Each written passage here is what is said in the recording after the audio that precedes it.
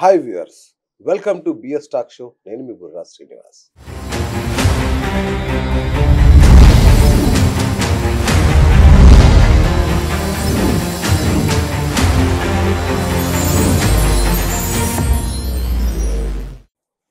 జ్యోతిష్యం ఇప్పటికీ చాలా మంది నన్ను ఈ రోజు కూడా పొద్దున కూడా ఒక పెద్ద ఆయన అడిగాడు, నువ్వు ఇంతమందితో ఇంటర్వ్యూ చేస్తావు కదా, అసలు ఈ జ్యోతిష్యం నమ్మాలా వద్దా, నీ అనుభవంతో చెప్పు అంటాడు. సో ఈ ప్రశ్న ప్రతిరోజు ప్రతి ఒక్కరిలో ఉదయించడానికి కారణం ఏంటంటే, ఫలితాల్లో వీళ్ళు చెప్పే ఫలితాల్లో అనేక మార్పులు ఉన్నాయి. కొన్ని నిజం, కొన్ని అబద్ధం అవుతుంటాయి. సో దీనికి కారణం ఏంటి అని పరిశోధించే క్రమంలో ఈరోజు మీకు ఒక అద్భుతమైన జ్యోతిష్యుని పరిచయం చేయబోతున్నాను. ఆయన మామూలు జ్యోతిష్యుడు కాదు. జ్యోతిష్యం అనగానే పంటుపచ్చ, లాల్చి ఇట్లా ఎక్స్పెక్ట్ చేస్తాము. ఈయన సాఫ్ట్వేర్ ఇంజనీరు, టాపర్ అందులో కూడా. అట్లాగే జ్యోతిష్యంలో కూడా టాపర్. ఈయన నమ్మే వాళ్ళు ఈయన గురించి ఎలా చెప్తారంటే, ఆయన నోట పలికిందే శాసనం, ఆయన నోట పలికిందే ఒక ఖచ్చితంగా రూఢిగా జరిగి తీరుతుంది అనే స్థాయిలో చెప్తారు. నేను కూడా చాలా వీడియోస్ చూసా. మన యుద్ధ భయం గురించి కానీ వీటన్నిటి గురించి ఈయన ఎప్పుడో చెప్పారు. నాకు కూడా చాలా ఆశ్చర్యం అనిపించింది. ఇంత చిన్న వయసులో ఇంత ప్రజ్ఞ, ఇంత ప్రతిభ అనేది. దాదాపు 15 ఏళ్ల పాటు సాధన చేశారు ఆయన. ఇప్పుడు సాఫ్ట్వేర్ ఉద్యోగం చేస్తున్నారు కూడా. సాఫ్ట్వేర్ ఇంజనీర్ ఆయన. పాలకొల్లో ఉంటారు. సో ఆయన మామూలుగా కంప్యూటర్లు చూసి జ్యోతిష్యాలు చెప్పాలి అలాంటిది ఉండదు. మీ జ్యోతిష్యం చెప్పాలంటే దాదాపు 24 గంటలు అధ్యయనం చేస్తారు మీ ఒక్కరి జాతకాన్ని. తర్వాతే అత్యంత ఖచ్చితంగా 100కు 100% రూఢి చేసుకున్నాకే మీకు చెప్తారు. మరి అలాంటి జ్యోతిష్యుడిని ఇవాళ మీకు పరిచయం చేయబోతున్నాను. ఆయన దైవజ్ఞులు నిట్టల ఫణి భాస్కర్ శర్మ గారిని మీకు ఇవాళ, కోర్స్ ఆయన అందరికి తెలిసిన వ్యక్తే, మన ప్రేక్షకులకు పరిచయం చేయబోతున్నాను. గురుగారు నమస్కారం. నమస్కారం అండి. సో ఎలా ఉన్నారు సార్? బాగున్నానండి, మీరు ఎలా ఉన్నారు? Wonderful sir, wonderful. సో మిమ్మల్ని చాలా ఊహించుకున్నాను, ఏదో భారీ వస్త్రధారణతో వస్తారని. మీకంటే నేనే జ్యోతిష్యులా తయారై వచ్చాను. సో ఏంటి సార్, అంటే మీ ఆధునికత, ఆధ్యాత్మికత ఎట్లా కలిపారు ఈ రెండింటిని? చిన్నప్పటి నుండి అంటే నాకు మా నాన్నగారు ఏంటంటే మాది స్మార్త కుటుంబం. ఓకే. చిన్నతనం నుండి స్మార్తం ఎలాగో నేర్చుకుంటూ ఉండేవాడిని. ఓకే.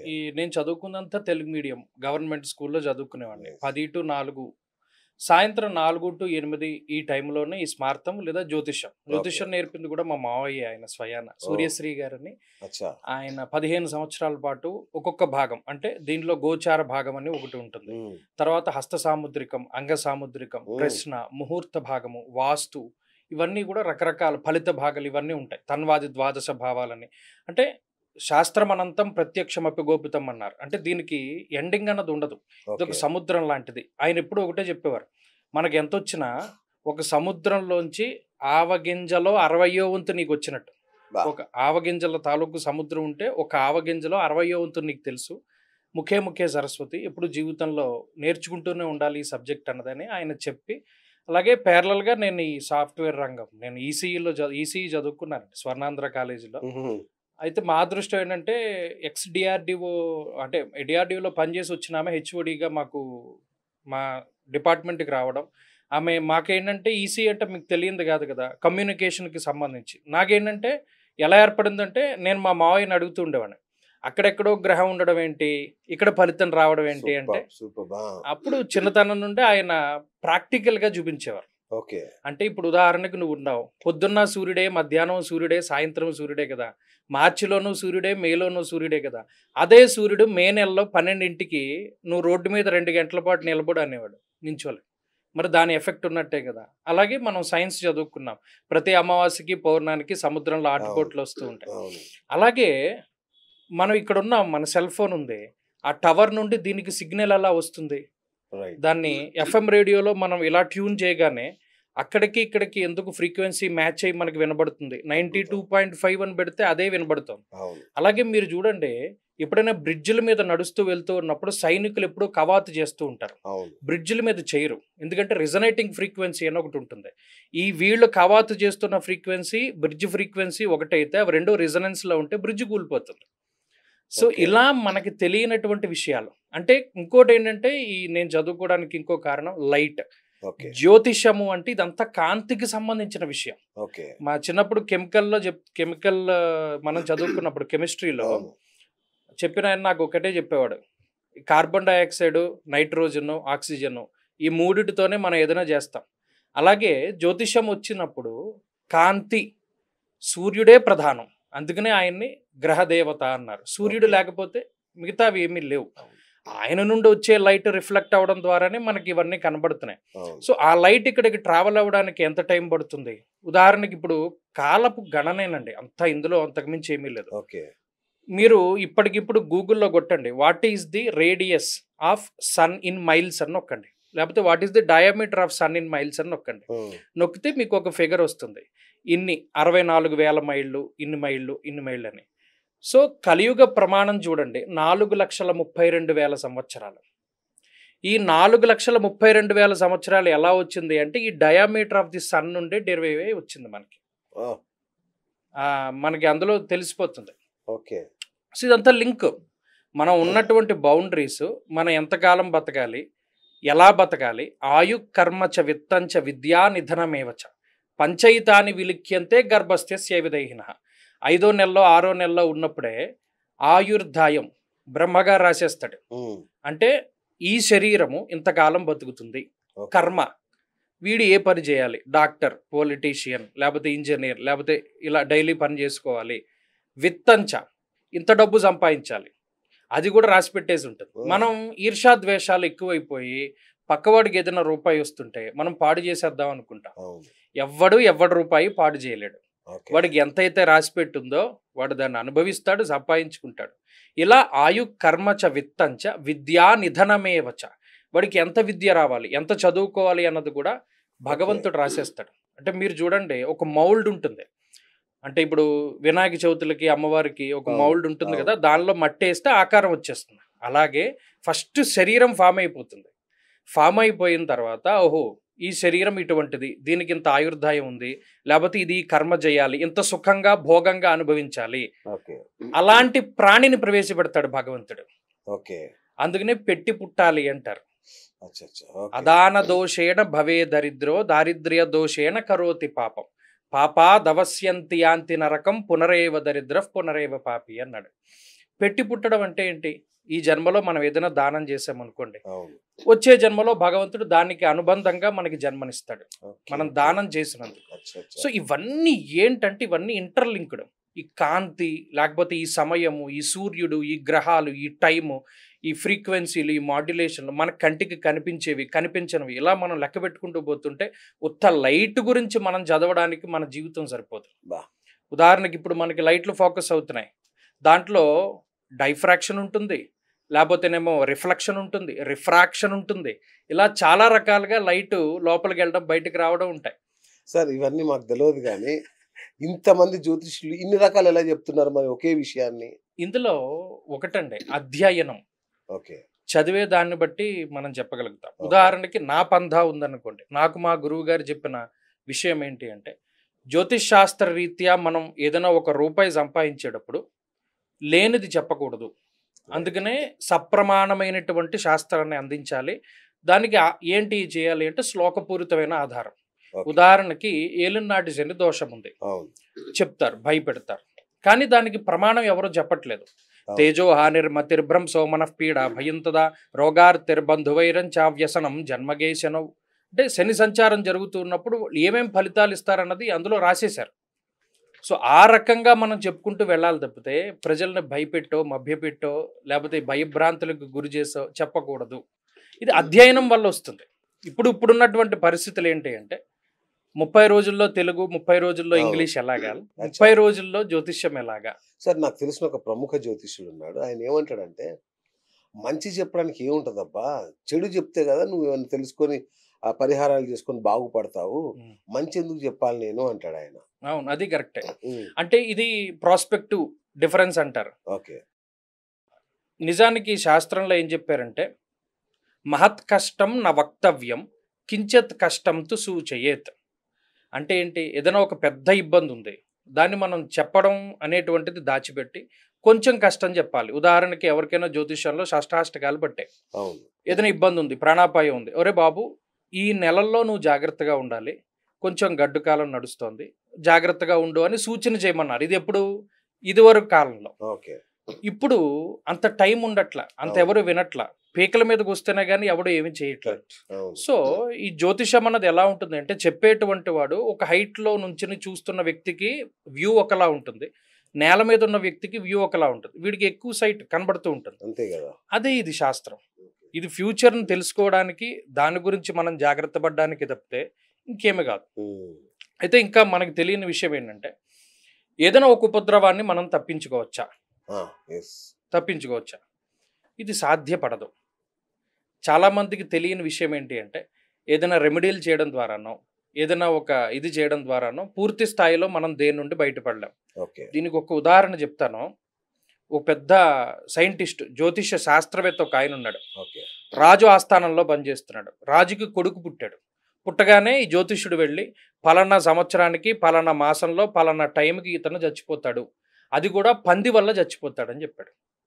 రాజుకి ఆశ్చర్యం వేసింది. ఇతను మరి వదిలేసే వ్యక్తి కాదు. అలా అని కొడుకు ప్రేమ, పుట్టగానే నువ్వు మంచి చెప్పాల్సింది మానేసి ఇలా చెప్పేవి ఏంటంటే జైల్లో వేస్తాడు. మనసులో పీకుతూ ఉంటుంది. పీకుతూ ఉంటే అప్పుడు సరే, ఆ జ్యోతిష్యుడు చెప్పిన టైం, ఆ సైంటిస్ట్ చెప్పిన టైం రానే వచ్చింది. ఈ కొడుకుని ఏం చేస్తాడంటే, ఒక ఒంటి స్తంభం మేడగట్టి దాంట్లో విలాసవంతమైన భవనంలో పెట్టి ఆడుకోమంటాడు. నువ్వు ఈ టైం గడిపేంత వరకు మా పిల్లాడిని కాపాడండి అని చెప్పి భటులకి వాళ్ళకి చెప్తారు. అంతా అయిపోయి కరెక్ట్గా ఈ టైం దాటిపోతుంది. ఉదాహరణకి 12:29 అన్నాడు అనుకోండి, 12:33 అవుతుంది. అమ్మయ్య, కొడుకు బతికాడు, సేఫ్ అనుకుంటాడు. ఈ లోపల భటుడు వచ్చి, యావండి మన రాజకుమారుడు చచ్చిపోయాడండి. ఎలాగా అంటే, పైనుండి మా అంతస్తు మించి కింద పడి చచ్చిపోయాడండి. వెంటనే జ్యోతిష్యుడిని తీసుకురమ్మంటాడు. నువ్వు చెప్పావు పంది వల్ల చచ్చిపోతాడని, మా వాడు అలా చచ్చిపోలేదే అంటే అప్పుడు ఇతను తీసుకెళ్తాడు. వెళితే పైన అంతస్తు మించి కింద పడిపోతూ పడిపోతూ అక్కడ ఒక వరాహం యొక్క బొమ్మ ఉంటుందన్నమాట. ఆ కొమ్ము మీద పడి దిగి చచ్చిపోతాడు. ఇది ఆశ్చర్యాన్ని కలిగిస్తుంది. ఎందుకు? వరాహం అనేటువంటిది ఆ రాజు యొక్క సింబల్. ఒక్కొక్కళ్ళకి ఒక్కొక్క సింబల్ ఉంటుంది కదా, అది అందుకని వాళ్ళు ఏ బిల్డింగ్ కట్టినా దాని మీద వరాహం యొక్క సింబల్ పెడతారు. రాజకుమారుడు ఆడుకుంటూ ఆడుకుంటూ అంతస్తు మించి పడిపోయి దీని కొమ్ము మీద అతనికి ఇలా నడుంలో దిగిపోయి చచ్చిపోయాడు. అప్పటి నుండి ఆయన పేరు వరాహమిహిరుడు అని పెట్టారు. మిహిరాచార్యుల వారు చెప్పిన మాట. వరాహమిహిరుడు యొక్క పేరు అలా వచ్చింది. మరి దీనిలో రాజుకంత డబ్బు ఉంది, అతను చేయలేని రెమెడీ అంటే ఏమీ లేదు, దాన్ని తప్పించుకోగలిగాడా? సో ఇదేంటి అంటే తెలుస్తుంది. ఫలాని గ్రహచారేణ సూచయంతి మనీషిణ కోవక్త తారతమ్యస్య తమేకం వేద సంవిన. మనం సూచించవచ్చు, ఫలానా టైం బాగాలేదు, ఫలానా గ్రహస్థితి బాగాలేదు, నువ్వు ఇది చేసుకో బాగుపడతావని. గ్రహస్థితి చేయనివ్వదు. నిజంగా చేస్తే బాగుపడే అవకాశం ఉన్నా కూడా గ్రహస్థితి చేయనివ్వదు. మరి పరిహారాలు ఎందుకు? అదే చెప్తున్నాను. ఇదంతా కూడా తమేకం వేద సంవిన. మనం ఆ చేసేటువంటి పరిహారం ఎంత శ్రద్ధగా చేస్తున్నాం అన్నదే భగవంతుడు చూస్తాడు. మనం ఎంత డబ్బు ఖర్చు పెట్టామని కానీ, లేకపోతే ఎంత ఆర్భాటంగా చేసామని కానీ చూడ్డు. నువ్వు కూర్చున్న దాంట్లో ఎంత భక్తి ఉంది. మరి చాలా ఉదాహరణలు నేను ఎన్ని జాతకాలు చూసినప్పుడు, పలానా టైంలో ఇబ్బంది పడాలి కదా, పడ్డారా? పడ్డానండి, కానీ బయటపడ్డానంటే దానిలోంచి అని చెప్తూ ఉంటారు. ఏది కాపాడుతుంది వాడిని? దైవ బలం కాపాడుతుంది. వాడు చేసుకున్న కర్మ ఫలితం కాపాడుతుంది. ధర్మదేవత ఎప్పుడు రక్షిస్తుంది. అలాగే ఈ దేవతలు, ఉపాసనా దేవతలు, వీళ్ళందరూ రక్షిస్తారు. అవేం ఉత్తనే పోవు కదా. మరి అవన్నీ ఎక్కడికి పోతున్నాయి? మనం చేసిన పూజలు నిష్పక్షపాతంగా చేసినప్పుడు. ఇప్పుడు మాకు కొన్ని గ్రూపులు ఉన్నాయి, మా భవిష్యదర్శిని గ్రూపులని. అందులో ఎక్కడా రెమెడీలు ఉండవు. మీరు రాస్తారా పంచాంగం? ప్రతి సంవత్సరం రాస్తుంటాను. భవిష్యదర్శిని పుస్తకం రాస్తాను. దాంట్లో ఆ సంవత్సరం గ్రహస్థితి, దాన్ని మనం దాటాలంటే ఏం చేయాలి, ఇవన్నీ రాస్తూ ఉంటాం. అయితే ఏంటంటే ఇండివిజువల్గా ఎవరికైనా రెమెడీలు ఉంటాయి తప్పితే గ్రూప్గా ఉండవు. ఉదాహరణకి చాలా నేను వీడియోలు చూస్తూ ఉంటాను, చాలా తక్కువ. ఉద్యోగం కావాలంటే ఇలా చేయాలి, అప్పుల బాధలు తీరిపోవాలంటే ఇలా చేయాలి. ఎందుకు తీరిపోతాయి? అలా తీరిపోయేదైతే చేస్తే కోట్ల లక్ష్మీదేవి మీ ఇంట తాండవం ఆడుతుంది. ఆవిడకి ఏం పని లేదా పాప. ఏమంటే ఆ లక్ష్మీదేవి అనిశ్చితము. ఆవిడ శ్రీ మహావిష్ణువు దగ్గరే ఉండలేదు. ఎవడో ఒక ఋషి వచ్చి నిన్ను కాలుతో తన్నాడు, నువ్వేం చేయలేదని చెప్పి అలిగి వచ్చేసిన ఆవిడ మన దగ్గర ఉంటుందా? మనకంత నిష్టుందా? గురుగారు, ఒక చిన్న సందేహం. ఇప్పుడు మన ఊర్లో చూస్తాం కదా, ప్రతి ఇంట్లో లక్ష్మీదేవి ఫోటో కంపల్సరీ ఉంటుంది. ప్రతి ఇంట్లో ఆమెకు నిత్య పూజలు జరుగుతూనే ఉంటాయి. అయినా కూడా ఎందుకు వాళ్ళని కరుణించదు లక్ష్మీదేవి? ఎందుకు ఎవరో ఒకరిద్దరిని కరుణిస్తుంది. ఎందుకు అలా అనుకుంటున్నారు? ఇప్పుడు లక్ష్మీదేవి మీ దగ్గరే ఉండిపోతే ఉమ్, మీకు మంచా చెడా? ఓకే. ఉదాహరణకి ఆ, మీరు వడ్డీ వ్యాపారం చేసేవారు, మీ అవును. దగ్గర స్థిరంగా డబ్బు ఉండాలని కోరుకుంటారా? లేదు. రొటేషన్ అవ్వాలనేగా. అంతేగా. మరి అది మీ దగ్గర ఆ సిచ్యువేషన్ కరెక్ట్ కాదు. ఆ, అలాగే డబ్బు అన్నది ఎప్పుడూ కూడా కరిమింగిన వెలగపండులోని గుజ్జు వలె పోతుంది. ఉమ్, వచ్చేది ఏదైనా ఉంటే కొబ్బరికాయలోకి నీళ్ళు ఎలా వస్తాయో అలా వస్తుంది అన్నాడు. ఉమ్, ఉమ్, చాలా వింత. ఇందాక అదే చెప్పాను, ఉమ్, మనం ఎంత సంపాదించాలి అన్నది ఆల్రెడీ రాసి పెట్టేసి ఉంటుంది. ఓకే. అందులోంచి వచ్చిందో ఏకాదశి ఉపవాసం. మీకు దాంట్లో ఉన్న శాస్త్రీయత తెలీదు. ఒక మనిషి ఎంత అన్నం తినాలి, ఎన్ని మెతుకులు తినాలి, తినే బియ్యపు గింజ మీద వాడి పేరు ఉంటుంది కదా. మన ఋషులు ఏం చేశారంటే, ఉదాహరణకి మనం ఇంత అన్నం తినాలని రాసి పెట్టుంది, ఇవాళ మానేసేవారు. ఇవాళ మానేస్తే ఏమైంది? సంవత్సరంలో మనం లీవ్స్ తీసుకోవడం మానేస్తే క్యారీ ఫార్వర్డ్ అవుతాయి. అవును. మరి తినవలసిన బియ్యపు గింజ మానేసినప్పుడు అది మిగిలిపోతుందిగా. ఆ, అది తినేంత వరకు మనం బతకాలిగా. ఆ, అందుకు ఏకాదశి ఉపవాసం పెట్టారు. బా బా బా బా. సూపర్. ప్రతి దాంట్లోనూ శాస్త్రీయత ఉంటుంది. ఉమ్, ఎక్కడ ఆ ఋషి చెప్పింది ఏది కూడా పొల్లు పోదు. ఒక ఋషి ఒక మాట చెప్పాడు అంటే అసలు మనం దాన్ని కళ్ళు మూసుకుని దాంట్లో వెళ్ళిపోవాలి. అది ఉమ్. జ్యోతిష్యం అయినా, లేకపోతే ఇంకోటైనా, శుశ్రూషుడైనా, ఎవరు చెప్పినా అంతే. రైట్ గురూజీ, లలాట లిఖితం అంటారు. ఆ, తలరాత రాశాడు దేవుడికి, మనం ఏం చేస్తాం అంటాం కదా. నిజంగా అలాంటిది ఉంటుందా లలాట లిఖితం అనేది? ఖచ్చితంగా ఉంటుంది. ఆ, ఖచ్చితంగా ఉంటుంది. అది అది ఉంది కాబట్టే కదా ఓకే. ఎంత సిస్టమేటిక్ గా భగవంతుడు రాసి పంపుతున్నాడు. పలానా బిఎస్ గారు పుట్టారు, అవును. ఆయన మీడియా రంగంలోకి వెళ్ళాలి. ఫణి భాస్కర్ పుట్టాడు, వాడు జ్యోతిష్యం నేర్చుకుంటాడు. ఇంకొకళ్ళు పుట్టారు, వాళ్ళు ఇలా. మరి ఎందుకు వాళ్ళ మనసు అటువైపే వెళుతోంది? ఓకే. బుద్ధి కర్మానుసారిణి. ఓకే. బుద్ధి దేని వల్ల ఏర్పడుతుంది అంటే, కర్మల వల్ల. మనం గత జన్మల్లో ఏవైతే చేసాం. చాలా చక్కటి ఉదాహరణ ఉంటుంది. ఓ తోటకూర పండించుకునే రైతు ఉంటాడు. వాడు 1 ఎకరం పొలంలో పండిస్తాడు. వాడు ఒక్కడే ఉంటాడు. వాడు అమ్ముకోగా సరిపోతుంది వాడికి డబ్బు. మిగతా తోటకూర అంతా పట్టుకొచ్చి ఇంటి ఎదురుగుండా పోసేసేవాడు, ఒక పెద్ద డ్రమ్ములోనో ఇందులోనో. అందరూ తీసుకెళ్ళేవాళ్ళు. డబ్బున్నవాడు, డబ్బు లేనివాడు అందరూ కూడా ఆ తోటకూర ఫ్రీగా పట్టుకెళ్ళేవాడు. ఉమ్, వాడికి తర్వాత జన్మ మహారాజుగా పుట్టాడు. ఆ, పుట్టినప్పుడు పూర్వజన్మ స్మృతి కలుగుతుంది. కలిగి అందరినీ ఒక ప్రశ్న అడుగుతాను, అంతకి ఇంత అయితే ఇంతకి ఎంత అని. ఇప్పుడు ఈ విషయం చెప్పాను కాబట్టి మీకు ఏదైనా కొంత అర్థం అవుతుంది. ఎవరికీ అర్థమయ్యేది కాదు. ఆ, అంతే కదా. తలకాయలు బద్దలు కొట్టేసుకునేవారు, రాజుగారికి పిచ్చెక్కిందని అనుకునేవారు. దత్తుడి యొక్క భక్తుడు శివశర్మ అనేటువంటి ఆయన దత్తాత్రేయుడిని నమ్ముకున్నవాడు. అంతకి ఇంత అయితే ఇంతకి ఇంతే అంటాడు. రాజు వచ్చి వాడి కాళ్ళ మీద పడతాడు. దీని మీనింగ్ ఏంటి అంటే, అంతకి ఇంత అంటే అంత తోటకూర నేను దానం చేశాను కాబట్టి వాళ్ళ మహారాజుగా పుట్టాను. మహారాజుగా పుట్టిన నేను బళ్ళకి బళ్ళు తోటకూర దానం చేస్తున్నా. మరి తోటకూర దానం చేస్తే మళ్ళీ తోటకూర జన్మే వస్తుంది. ఎందుకు? అప్పుడు వీడికి ఏమీ లేదు, ఉత్త తోటకూరే పండించేవాడు, వీడి దగ్గర ఉన్నదంతా దానం ఇచ్చేవాడు. ఇవాళ వీడు మహారాజు అంటే వీడు ఎంత దానం చేయాలి? రత్నాలు చేయాలి, వైఢూర్యాలు చేయాలి, లేకపోతే భూదానాలు చేయాలి. వీడు సంపాదించుకుని వీడు తినగా మిగిలినదంతా దానం చేయాలి. అలా చేయకుండా మళ్ళీ తోటకూరే దానం చేస్తున్నాడు. మళ్ళీ తోటకూర జన్మే వస్తున్నాడు. ఇది ఎక్కడి నుండి వచ్చింది? తపఃపరం కృతయుగే త్రేతాయాం ధ్యానముచ్యతే ద్వాపరే యజ్ఞమిత్యాహు దానమీవ కలవు యుగే. కలియుగంలో దానమే చేయమన్నాడు. ఓకే. ఇంకా ఏమీ చేయొద్దు అన్నాడు.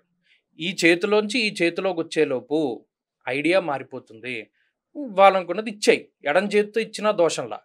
ఇవ్వాలనుకున్నది నువ్వు సంపాదించుకోగా మిగిలిన దాంట్లో లేదు 100 రూపాయలు సంపాదించుకుంటే 10 రూపాయలు దానం చెయ్యి, అతిగా అపాత్ర దానం చెయ్యకు. అలా చేసిన వాడు సంతోషపడతాడు. గురుగారు, ఇప్పుడు ఇది జాతకాల మీద ఎట్లయితే కొంతమందికి అపనమ్మకం ఉందో, ఈ ముహూర్త బలం మీద కూడా నాకు కొన్ని సందేహాలు లేదు.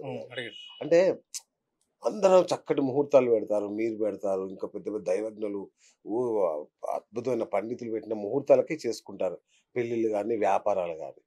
కానీ విధ్వంసం జరిగిపోతుంది ఏది చక్కగా. అంటే దాదాపు ఇప్పుడు 90% వివాహాలు ఫెయిల్ అవుతున్నాయి, 90% వ్యాపారాలు ఫెయిల్ అవుతున్నాయి. ఎక్కడ లోపం జరుగుతుంది? వ్యాపారాల గురించి పక్కన పెడదాం, వివాహం గురించి అడిగారు చాలా. రైట్. నిజానికి నా దగ్గరికే వస్తారు, పొంతన చూడమంటారు. అవును. పొంతనలో చూసుకోవలసింది చూసుకోరు.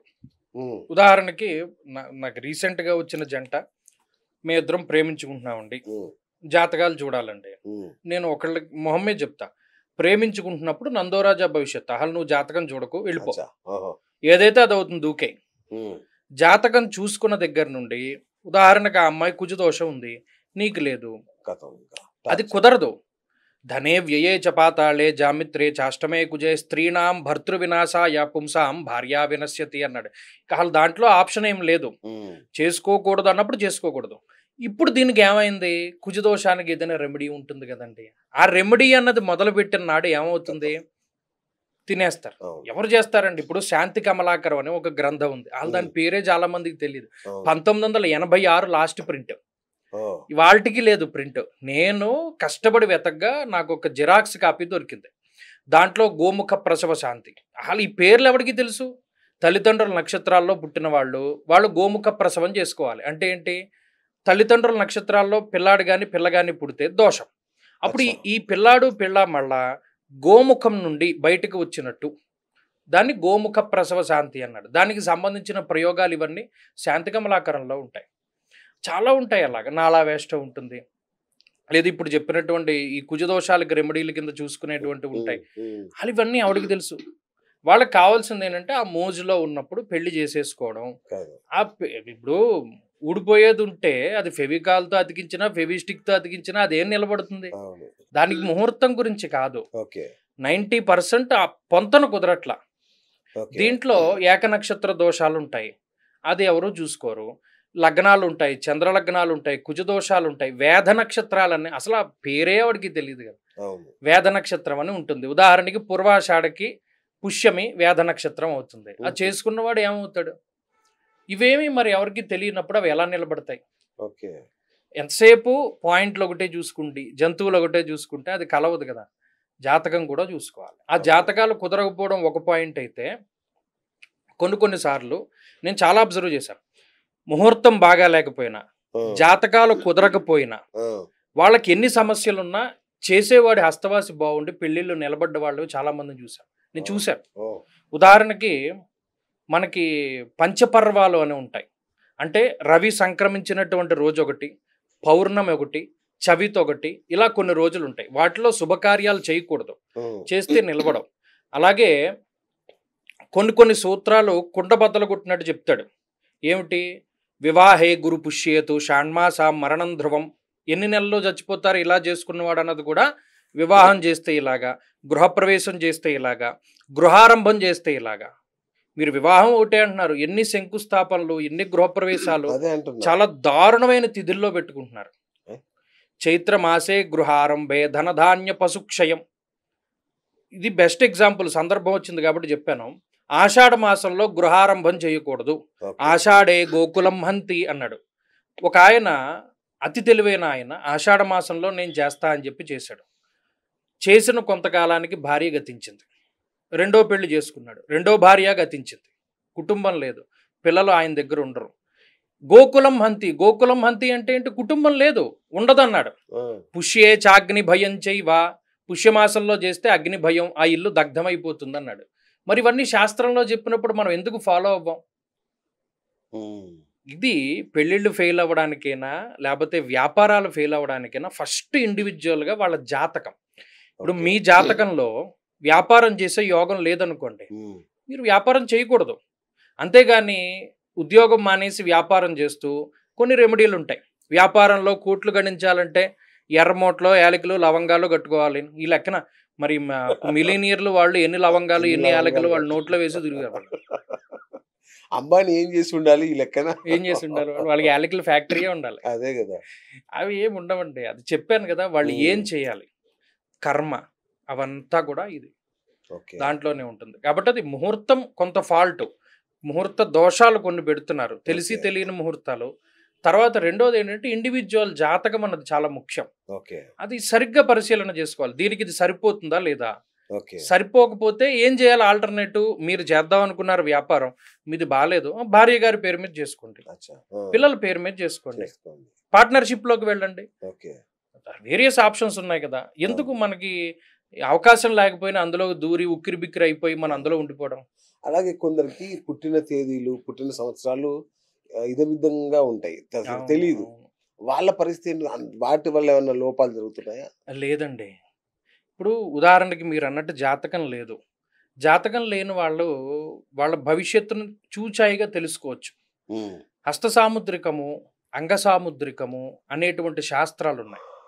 నిజానికి ఉన్నాయా? అంగ సాముద్రికం, హస్త సాముద్రికం అంటే ఇది ఎప్పటినుండో ఉన్నటువంటి శాస్త్రం. ఇవాల్టి కాదు. చాలామంది అపోహ ఏంటంటే ఈ చేతులు ఇలా ముడుచుకుని పడుకుంటే రేఖలొస్తాయి. అందరూ ఇలాగే ముడుచుకున్నప్పుడు అందరికీ అవే రేఖలు ఉండాలి కదా! అంతే అంటే కదా. వీడు ఏమన్నా ఇలా ఇలా ఇలా ముడుచుకున్నాడా? లేదుగా. మరి ఇన్ని ప్రతి కోట్ల ఒక్కరికి తేడా ఉంటదిగా. ఎట్లా ఉంటది? ఇండివిజువల్‌గా మనం ఫింగర్ ప్రింట్ అవును, మరి మీరన్నట్టు ఇవన్నీ అందరికీ డిఫరెన్సే. అవును. మనకి రామాయణంలో ప్రస్ఫుటంగా చెప్తారు. రాముడు ఇంత పొడవు ఉంటాడు. సీతాదేవి ఒకానొక సందర్భంలో చెట్టుకి ఆమె జడ ముడి వేసేసుకుని ఇలా ఉరి కింద వేసుకుని చచ్చిపోదాం అనుకుంటుంది. అటువంటి సందర్భంలో ఆమె ఎడమ చెయ్యి అదురుతుంది, భుజం. ఆడవాళ్ళకి ఎడమ భుజం అదరడం అనేటువంటిది అదృష్టం. ఓ, మరి అది సాముద్రిక సారంలోది కాదు. ఓకే. అలాగే ఒకానొక సందర్భంలో రావణుడు అదిగో రాముడు లక్ష్మణుడు చచ్చిపోయారు అని మాయ సృష్టించి చూపెడితే ఆవిడ ఒక మాట అనుకుంటుంది, నా సాముద్రికంలో వైధవ్య లక్షణాలు ఏమీ లేవు కదా, మరి అటువంటిది నాకు ఎందుకు ఇది వస్తుంది అనేటువంటి ఉద్దేశంతో ఆమె మరి ఇదంతా సాముద్రిక సారం. మీరు ఒక్కొక్కళ్ళ చెయ్యి చూడండి, పెద్ద చెయ్యి ఉంటుంది. అవును, అకర్మ కఠినం పాణితలం మధ్యే తదున్నతాం. పాణి అంటే చెయ్య. దీనిలో కూడా కొన్ని రకాలు ఉంటాయి. చతురస్రంలో ఉన్న హస్తం ఒకటి ఉంటుంది, ఓకే. దీర్ఘ చతురస్రాకారంలో ఉండేది. ఒకడికి ఒళ్ళంతా నల్లగా ఉండే అరచేయి ఒకటి తెల్లగా ఉంటుంది. ఉమ్, ఒకడికి ఒళ్ళంతా తెల్లగా ఉన్న అరచేయి నల్లగా ఉంటుంది. ఒకళ్ళ అరచేయి సాఫ్ట్గా ఉంటుంది, ఒకళ్ళకి చాలా కఠినంగా ఉంటుంది. అవును, ఒకళ్ళకి ఐలాండ్స్, స్పాట్స్, పుట్టుమచ్చలు అన్నీ ఉంటాయి. ట్రయాంగిల్స్ ఉంటాయి, స్క్వేర్స్ ఉంటాయి. ఒక్కొక్కళ్ళకి 4 గీతలు, 2 గీతలు, 1 గీతే ఉంటుంది. మీరు ఎన్ని అబ్జర్వ్ చేయాలి చేతిలో. ఈ హస్త సాముద్రికం అనేటువంటిది ఈ డేట్ ఆఫ్ బర్త్ లేని వాళ్ళకు ఉపయోగపడుతుంది. ఓహోహో, ఓకే. ఉమ్, మనం అది చెప్పొచ్చు. హస్త సాముద్రికం చెప్పొచ్చు, ఓకే. అంగ సాముద్రికం చెప్పొచ్చు. ఏమీ లేదు. ప్రశ్న, ఇప్పుడు మాది పల్లెటూరులో ఏమంటే మా గేదె వెళ్ళిపోయిందండి అవును, సిద్ధాంత్ గారు అవును, అంటే వస్తాడు. అవును. వచ్చినప్పుడు ప్రశ్న లగ్నం చూసుకుంటాం. అరే పలానా వాయువ్యంలో ఉంది, నువ్వు వెళితే దొరుకుతుంది, అక్కడే ఎవడో కట్టాడు రా అని చెప్తాం. వాడు నిజానికి వెళ్ళి చూస్తే పాప అక్కడ గేదె దొరికి తర్వాత రోజు ఒక అత్తం అరటిపళ్ళు పట్టుకొచ్చి దండం పెడతాడు. మరి దేనివల్ల తెలిసింది? ఒక ఆమె మా ఇంటి ఎదురుగుండా ఉన్న ఆమె ఇంట్లో ఉన్న డిస్ప్యూట్స్ తోటి నేను చచ్చిపోతానని చెప్పి వెళ్ళింది. అప్పుడు వాళ్ళు వచ్చి ప్రశ్న అడిగారు, అసలు ఈవిడ బతుకుందా చచ్చిపోయిందా? చావలేదమ్మా, ఆవిడ బతికే ఉంది. ఎక్కడికో ఈ తూర్పు దిక్కుకి వెళ్ళింది, తెలుసున్న వాళ్ళ ఇంట్లో ఉంది, అలాగే ఉంది. అలాగే ఒక ఆయన వచ్చాడు, మా నాన్నగారండి ఇల్లు వదిలిపెట్టి వెళ్ళిపోయారు, 5-6 సంవత్సరాలు అయింది, బతుకున్నారో చచ్చిపోయారో తెలియదు, ఏం చేయమంటాను? అప్పుడు ప్రశ్న శాస్త్రం, ఆయన బతికే ఉన్నారు, ఇంకా ఇన్ని నెలల్లో కానీ అన్ని నెలల్లో కానీ ఆయన తాలూకు ఆచూకీ దొరుకుతుంది. మరి అవన్నీ ఎందుకు జరిగాయి? అవును, ఇలా చెప్పగలిగారు. ప్రశ్న శాస్త్రం అదే చెప్తుంది. ఓ, ఓకే. అయితే ప్రశ్న శాస్త్రం పనిచేయడానికి ఉపాసనా బలం చాలా ముఖ్యం. Okay, okay. ఉపాసన ముఖ్యము, ప్రశ్న శాస్త్రం కూడా తెలిసి ఉండాలి. అవును, దానికి సంబంధించిన శ్లోకాలు ఉంటాయి. విద్య ఇంత అమోఘమైనటువంటి విద్య ఉందండి, అది అంతరించిపోయింది. ఉమ్, మీకు ఇంకా తెలియదు, చాలా మందికి తెలుసును, కర్ణపిశాచి విద్య అని ఒకటి ఉండేది. ఓకే. అది ఇలా కూర్చుంటే చెవిలో చెప్పేస్తుంది, అచ్చా. మీరు ఏం చేసి వచ్చారు, మీరు ఏం తిన్నారు, ఎలా ఏంటి, గతంలో జరిగినవన్నీ సంఘటనలు చెవిలో చెప్పేస్తుంది. ఆ, కర్ణపిశాచి విద్య అంటారు. అది నేర్చుకున్న వాళ్ళు ఉన్నారు. Oh my god. అవి ఎన్ని విద్యలు ఉన్నాయండి. పుటం వేస్తే బంగారం వచ్చేది, ఆ, బంగారం దొరుకుతోంది, తయారు చేశారు మన పూర్వీకులు. అవును, అవును. దాన్ని ఏదో అంటారు కదా, పరశువేది విద్య. పరసవేది. మరి ఇవన్నీ ఎక్కడి నుండి వచ్చాయి, ఎలా వచ్చాయి, ఇవన్నీ ఎక్కడికి పోయాయి? కేవలం ఏంటి అంటే అది దాని ఏంటంటే పారంపర్యంగా కొన్ని అంతరించిపోయి, ఇవన్నీ విద్యలే. సప్తాశ్వరధమారూఢం ప్రచండం కశ్యపాత్మజం అంటే 7 గుర్రాల మీద సూర్యుడు వస్తాడని కాదు. Whenever A light travels into A prism it will converts into violet, IndiGo, blue, green, yellow, orange, red అని 7 రంగుల్లో విభజించబడుతుంది అన్నది ఆ శ్లోకం అర్థం. ఓకే. వాళ్ళు నిక్షిప్తం చేసిన విద్య అటువంటిది. మనం దాన్ని అర్థం చేసుకోవడంలో లోపం ఉండొచ్చు. రైట్ గురుగారు. ఇప్పుడు దేవుళ్ళు ఉన్నారు, వీళ్ళకి కూడా జాతకాలు ఉంటాయా? ఎందుకంటే నాకు డౌట్ ఏంటంటే రాముడు అష్ట కష్టాలు పడ్డాడు, కృష్ణుడు అష్ట కష్టాలు పడ్డాడు. సో అంటే దేవుళ్ళకు కూడా జాతకాలు ఉన్నట్టేనా? భూమి మీద పుట్టిన ఎవరికైనా ఉంటాయి. ఓకే. అయితే రాముడు ఎప్పుడూ కూడా దేవుడుగా ఆయన ఇది చేయలా, ఆయన మానవ రూపంలోనే వచ్చాడు. ఎందుకంటే ఒక మానవుడే ఆ రాక్షసుడిని సంహరించాలి అని అవును, ఆయన అంతా కష్టపడ్డాడు పాపం. శ్రీకృష్ణుడు కూడా అంతే. ఓకే. ఎవరైనా భూమి మీద పుట్టినప్పుడు వాళ్ళకి జాతకం ఉంటుంది, వాళ్ళకి నక్షత్రం ఉంటుంది, ఓకే. వాళ్ళకి అన్నీ ఉంటాయి. అచ్చా! అయితే ఆ! దైవ సంబంధమైనటువంటి స్పర్శ ఉన్నప్పుడు ఓకే. వాళ్ళు కొంత అతీతంగా ఉంటారు. ఓకే. వాళ్ళకి జాతకాలు ఉంటాయి. ఓకే. రైట్. అంటే ఈ కోవలో ఇంకొకటి అడగాలని ఉంది. మోదీ జాతకం. హ్మ్. ఈయనెవరండి? అసలు అప్రతిహతంగా ఈ దేశాన్ని అత్యద్భుతంగా పరిపాలిస్తూ అసలు అజేయుడిలాగా ఇన్ని సంవత్సరాలు చిన్న మచ్చ కూడా లేకుండా ఇంత అజేయంగా చేస్తున్నాడంటే ఈయన జాతకంలో ఏమైనా కొత్త శక్తులు గాని, ఏదైనా వింత శక్తులు ఏమైనా ఉన్నాయా? దైవాంశం ఏమైనా ఉందా ఆయనకి? లేదండి. ఇందులో వాళ్ళ అంటే గొప్పవాళ్ళు వాళ్ళ జాతకాలను మనం ప్రస్తావించకూడదు గానీ, దానిలో ఉండే కొన్ని ధర్మ సూక్ష్మాలున్నాయి. ఆయన జాతకంలో 20కి పైగా రాజయోగాలు నడుస్తాయి. బా! అంటే ఒక ప్రధానమంత్రి అవ్వాలి అంటే ఆయనకు అందులోనూ ఎక్కడా కూడా అపజయం అన్నది లేదు. ఎక్కడా లేదు. ఒక్కొక్కళ్ళు అలా పుడతారు. బా! పూర్వజన్మలో చేసుకున్నటువంటి వాటి బట్టి మనకి కర్మలుంటాయి. సంచిత కర్మలు, ఆగామి కర్మలు, ఓకే. ప్రారబ్ధ అవును. కర్మలని అవును. వాళ్ళు ఇలా పుడతారు వాళ్ళు. కర్మయోగులు. అందులోనూ మా ఆంధ్రప్రదేశ్‌కి ఆయన వచ్చినప్పుడు గూడా పవన్ కళ్యాణ్ గారు మరి ఆయన ఎవరిని ఉద్దేశించి అన్నారని నేను ఈయన్నే అనుకుంటున్నాను.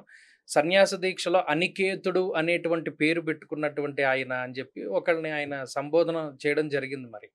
అనికేతుడు అంటే ఇల్లు లేనటువంటి వాడు. హ్మ్. శివుడు. హ్మ్. ఆయన శివుడితో పోల్చాడు. బా! హ్మ్. అక్కడ అర్థమైందా? ఆ! అలా ఏంటంటే ఆయన వాళ్ళ కర్మయోగులు అంటారు కొంతమందిని. ఓకే. వాళ్ళ యోగం పుట్టినప్పుడు యోగం కన్నా అభ్యాసం చేసిన తర్వాత వచ్చినటువంటి యోగం కొంత ఉంటుంది. హ్మ్. ఆ యోగులు వాళ్ళు. ఓకే. వాళ్ళ జాతకాలు వేరు. ఓకే. పవన్ కళ్యాణ్ జాతకం ఏంటండి? అంటే ఆయన మొన్న ఎవరో చెప్పారు. ఇంకో 19 సంవత్సరాల పాటు అప్రతిహత విజయాలు ఆయనకి. ఇక తిరుగుండదు అన్నారు. అంటే ఏమవుతాడు? సీఎం అవుతాడా? పీఎం అవుతాడా? అసలు ఏంటి ఆయన జాతకం? ఒకటండి అంటే ఒక్కొక్కళ్ళది ఒక్కొక్క శైలి అవును. ఉంటుంది. నా పందా ఏంటి అంటే ఎవరిది జాతకం మనం బయట పెట్టకూడదని. అవును. అవును. కానీ చూచాయిగా ఒక విషయం అయితే చెప్తాను.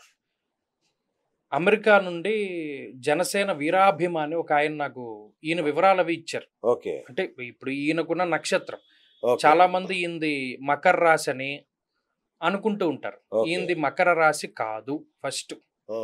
మకర రాశి కాదు. ఓకే. నాకు నేను ఆయనకి 2020లో చెప్పినట్టు గుర్తు. ఆ! నేను ఆయనకు ఒకటే చెప్పాను. ఏవండీ కేసీఆర్ గారి జాతకానికి ఈయనకి కొంత సాపత్యం ఉందండి. ఆ! మీరు గమనించండి.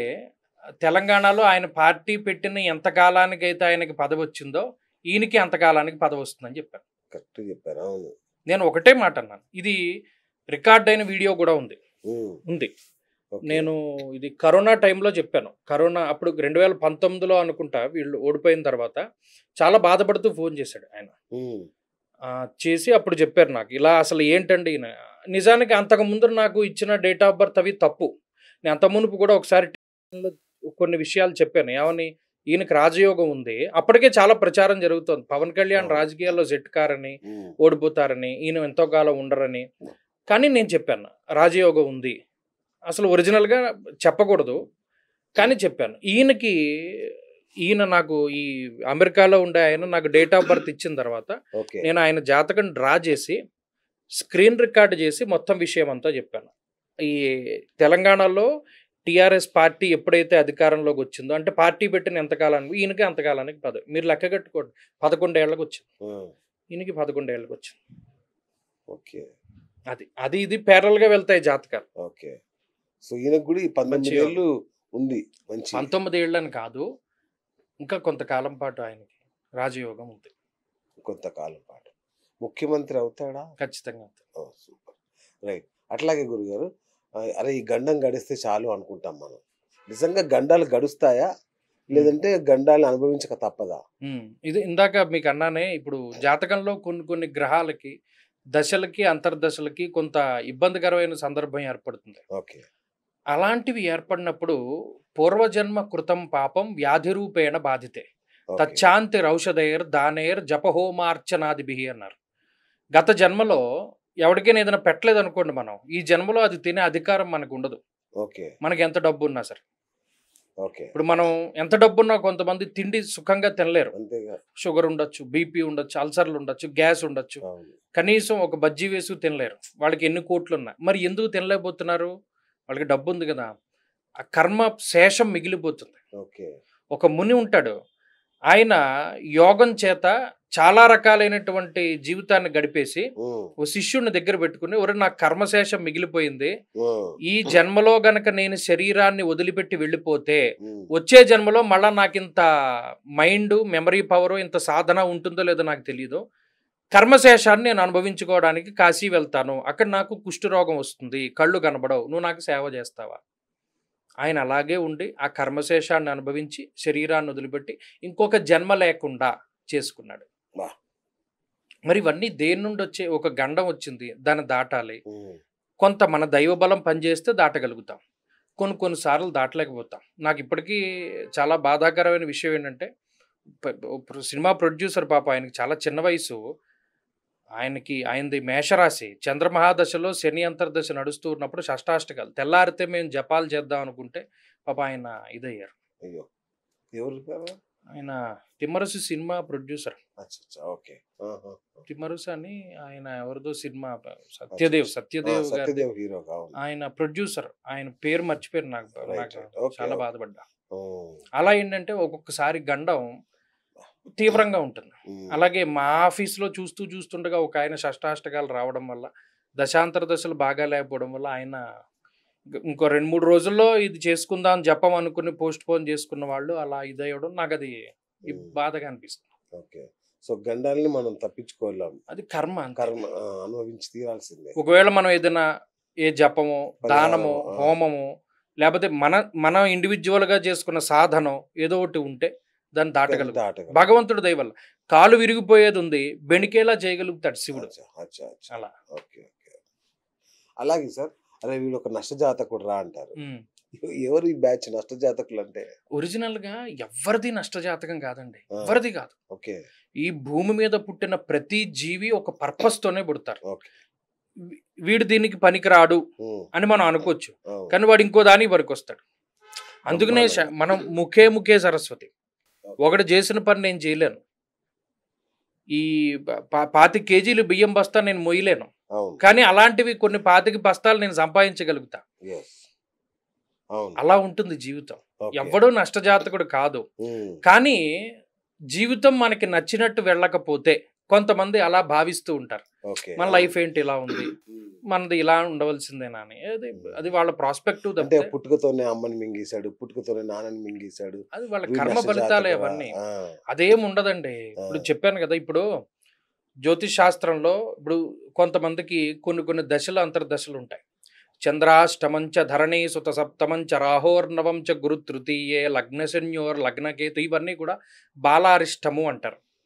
శనేశ్వరుడు జన్మ లగ్నంలో ఉండగా ఎవరైనా పుట్టారనుకోండి, వాడు అదృష్టార్థోరోగి మదనవసగోత్యంత మలిన శిశుత్వే పీడాత్వ సవితృసుత లగ్నే. సవితృసుతుడు అంటే శనేశ్వరుడు. లగ్నంలో ఉంటే ఏంటి? అదృష్టార్థోరోగి, వాడికి అదృష్టం తక్కువ, డబ్బు తక్కువ, రోగి, వాడు నిత్యం రోగగ్రస్తుడు, అంటే ఏదో ఒక సమస్య వస్తూ ఉంటుంది. అలా వాడి పుట్టడమే జాతకం. అది ఒక్కొక్కడు దాక్షిణ్య రూప ధనభోగ గుణైశ్వర్యరేణ చంద్రే కుళీర వృషభా జగతే విలగ్నే అంటాడు. ఒకడు ఉదారమైన స్వభావం కలిగి ఉన్నవాడు, దాక్షిణ్యం ఎక్కువగా ఉంటుంది, భోగవంతుడు, గుణవంతుడు, ఐశ్వర్యవంతుడు, రూపవంతుడు. మరి ఇవన్నీ ఎందుకు కలుగుతాయి? వాడి జాతకం. ఓకే. ఒక్కొక్కళ్ళకి భార్య వల్ల విపరీతంగా డబ్బు కలిసి వస్తుంది. శాస్త్రాభ్యాసాసక్త చిత్తో వినీత కాంతావిత్త అత్యంత సంజాత సౌఖ్య మంత్రి మర్త్య కావ్యకర్త ప్రసూతౌ జాయాభావే దేవదేవాదిదేవే. జాయాభావం అంటే సప్తమం, దేవదేవాది దేవుడు అంటే గురుడు. సప్తమంలో గురుడు ఉన్నవాడికి భార్య తరఫున ఆస్తి వస్తుంది. ఇవన్నీ ప్రీడిఫైన్డ్. మీరు హ్యాష్ ఇంక్లూడ్ std.h coni.h ఇవాళ ప్రోగ్రామ్ రాస్తే మనకు అవుట్పుట్ వస్తుందో, ఈ గ్రహాలు ఈ స్థానాల్లో ఉంటే ఈ ఫలితం వస్తుంది. ప్రీడిఫైన్డ్. మన జీవితం అంతా ఒక ప్రోగ్రాము. దీంట్లో ఎర్రర్స్ వస్తాయి, compilation error, run time error. దాన్ని మనం ఏం చేయాలి? సరి చేసుకోవాలి. ఇప్పుడు మీకు కోడింగ్ తెలుసు అనుకోండి, ఒక కామా తప్పు పెడితే 140 ఎర్రర్లు చూపెడుతుంది, కామా పెడితే సాల్వ్ అయిపోతుంది. అలాగా మనం ఎక్కడ కామా పెట్టాలి, ఎక్కడ ఫుల్ స్టాప్ పెట్టాలి, ఎక్కడ క్వశ్చన్ మార్క్ పెట్టాలి, అది సరిగ్గా తెలుసుకోవాలి. అదే జీవితం. జ్యోతిష్యం అంతా అదే చెప్పింది. మేము పరిశీలన చేసేటప్పుడు ఎవరికైనా ఒకటే చెప్తాను. ఉదాహరణకు ఒకడు ఉన్నాడు, అయ్యా నీకు రానున్న 2 సంవత్సరాలు అంటే నేను అమెరికా వెళ్ళాలి అని ఫోన్ చేస్తాడు. వద్దు, అమెరికా వెళ్ళడం వల్ల నీకు ఉరిగేది ఏమి లేదు, నువ్వు ఇక్కడే ఉంటే నీకు చక్కగా వివాహం ఇవన్నీ అవుతాయని. ఇంకోటి దగ్గరికి వెళ్తాడు. అబ్బాయి నీకు అమెరికా వెళ్ళే యోగం ఉంది, నువ్వు 40,000 పెట్టుకుని ఈ హోమం చేస్తే వెళ్తావు. అది చేసాడు.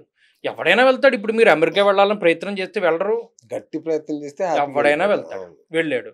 అక్కడ 2 ఏళ్ళు ఎంఎస్ చేసి ఇండియాకి వచ్చి నాకు ఫోన్ చేశాడు. మీరు చెప్పింది తప్పండి, నేను అమెరికా వెళ్ళాను. అరే నువ్వు వెళ్ళావు అమెరికా, వెళ్ళి ఎవడైనా అక్కడ చదువున్నవాడు అక్కడ ఉద్యోగం చేసి అక్కడ సెటిల్ అవుతాడు, కానీ మళ్ళీ ఇండియాకి వచ్చి ఉద్యోగం ఎవడెత్తుక్కుంటాడు? అక్కడ నీకు చదువు వేస్ట్, ఇక్కడ ఉద్యోగం లేదు, ఈ 2 ఏళ్ళు టైం వేస్ట్, ఎనర్జీ వేస్ట్, డబ్బు వేస్ట్. నువ్వు సాధించింది ఏంటి? వెళ్ళి ఉత్త ఈగో సాటిస్ఫాక్షన్. అది అలాంటివి మాకు ఎక్కువ తగులుతూ ఉంటాయి. అవునా? రైట్ గురుగారు. ఇంకొకటి, ఈ మధ్య కాలంలో మంచి ముహూర్తాలు చూసి సిజేరియన్లు చేపించేస్తున్నారు. చేయించేసి పిల్లల్ని బయటికి తీసి వెంటనే అద్భుతమైన జ్యోతిష్యుడితో పెద్ద జ్యోతిష్యం వేసేసి స్టార్ట్ చేసేస్తున్నారు జీవితాన్ని. అసలు ఎప్పటి నుంచి చూడాలి ఒక మనిషి జీవిత జ్యోతిష?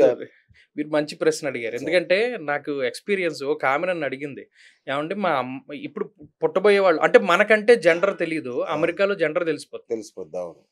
ఇప్పుడు ఫస్ట్ మాకు అబ్బాయి అండి, ఇప్పుడు అమ్మాయి పుడుతుంది. ఈ అమ్మాయి ఫలానా పొజిషన్లో ఉండాలి. అచ్చా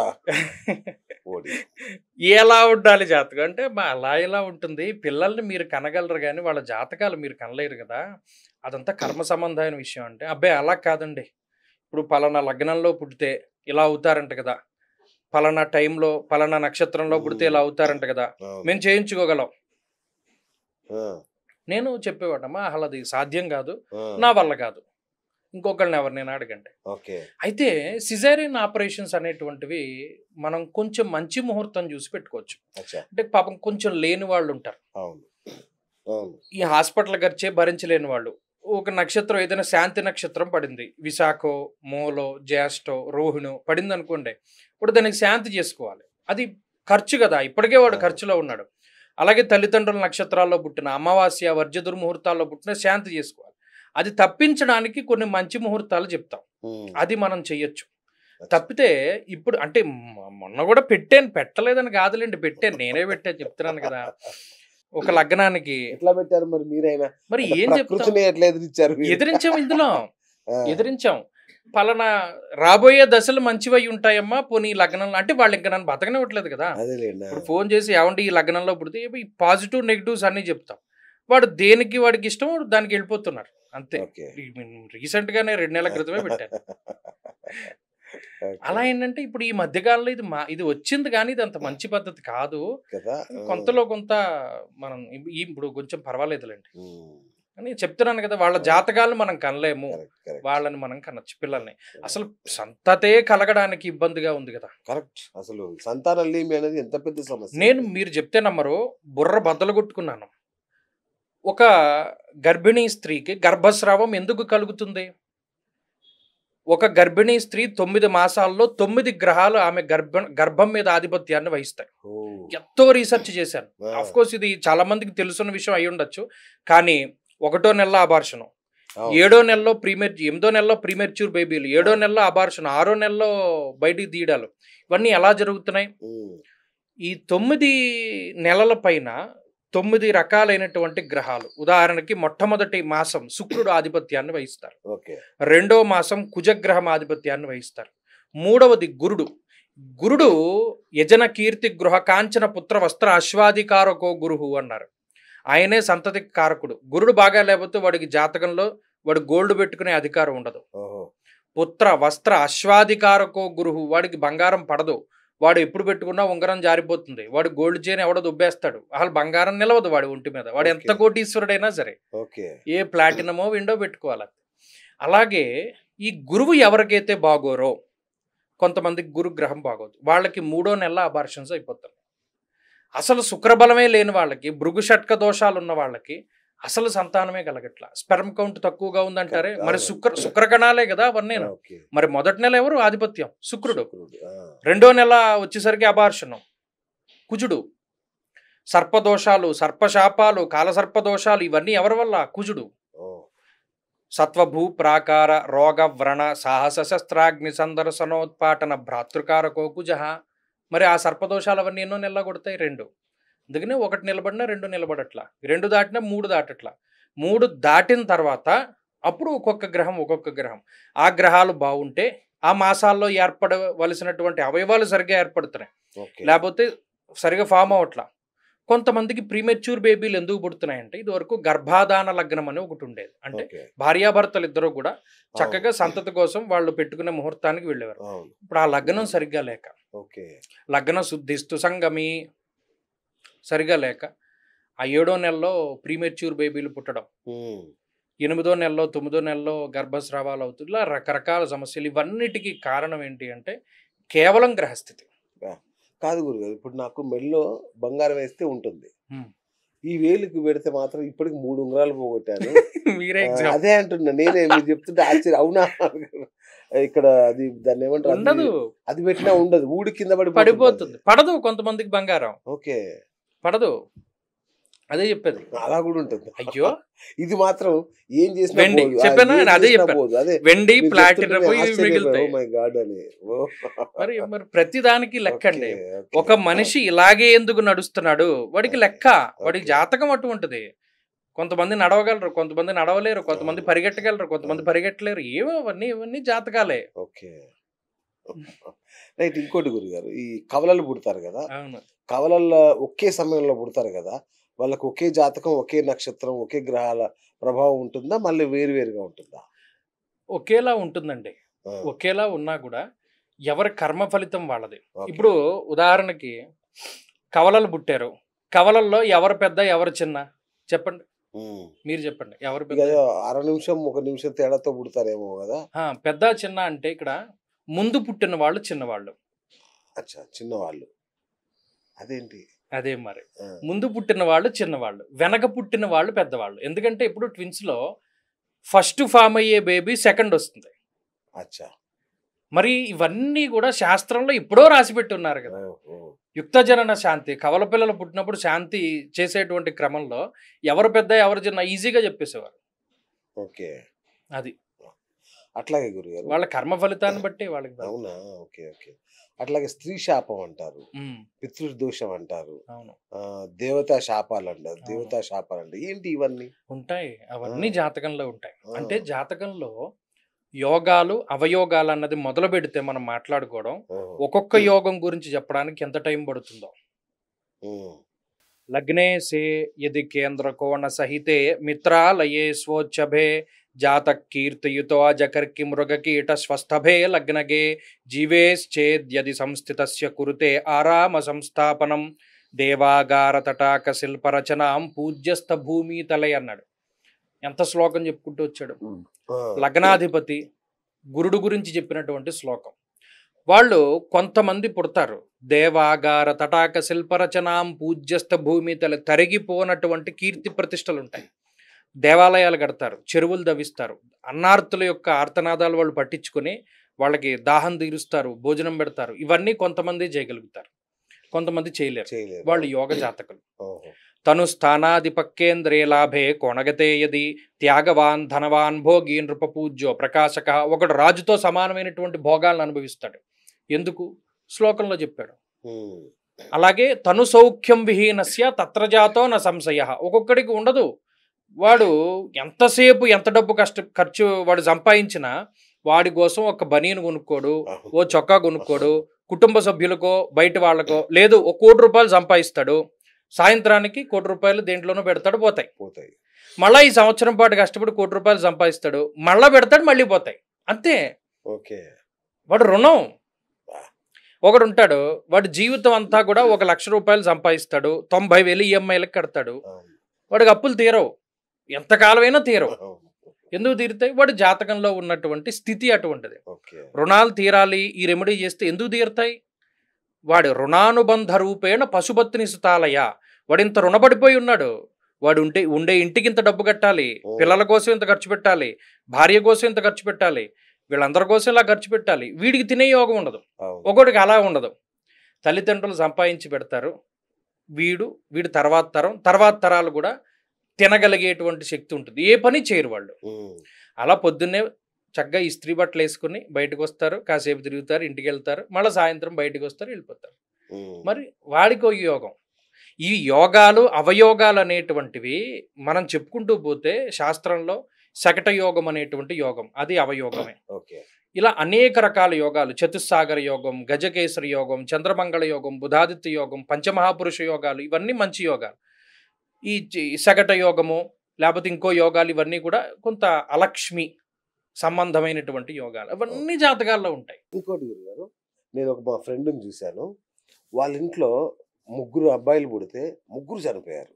అంటే ఒక్కొక్క 10 ఇళ్ళు అట్లా తేడాతో 3 చనిపోయారు. ఆ ఇంట్లో కంప్లీట్ గా ఇప్పుడు కొడుకులు లేకుండా అయిపోయారు. ఇట్లా ఎందుకు జరుగుతుంది వరుసగా? అది కరెక్టే మీరు అన్నది.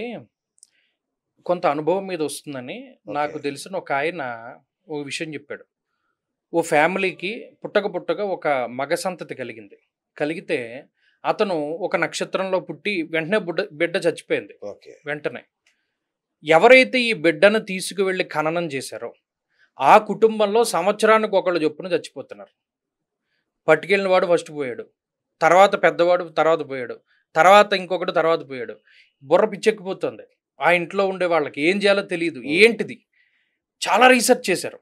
ఈయన దగ్గరికి వచ్చారు, ఈ పెద్ద మనిషి దగ్గరికి. అప్పుడు ఈయన కూడా అదేం లేదురా ఏదో జరుగుతుంది కాదు, వరుసగా పోతున్నారు, దీనికి ఏదో రీజన్ ఉంది. ఈయన అడగడం, ఈయనేమో లేదనడం.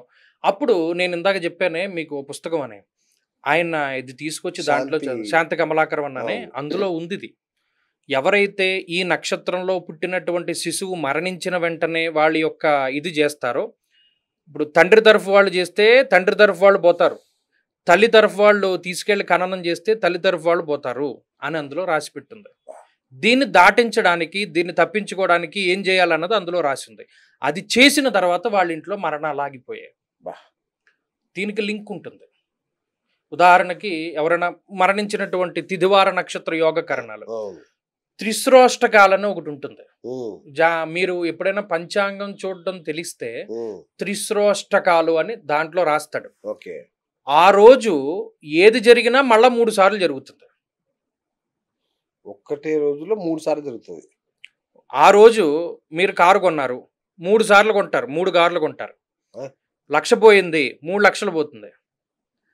ఆ రోజు ఏదైనా జరగరాంది జరిగింది, మళ్ళా అది రిపీట్ అవుతుంది 3 సార్లు. వాటిని త్రిశ్రోష్టకాలు అంటారు. ఇవన్నీ తెలియదు చాలా మందికి అస్సలు. మరి దానికి రీజన్ ఏమైనా ఉండొచ్చు.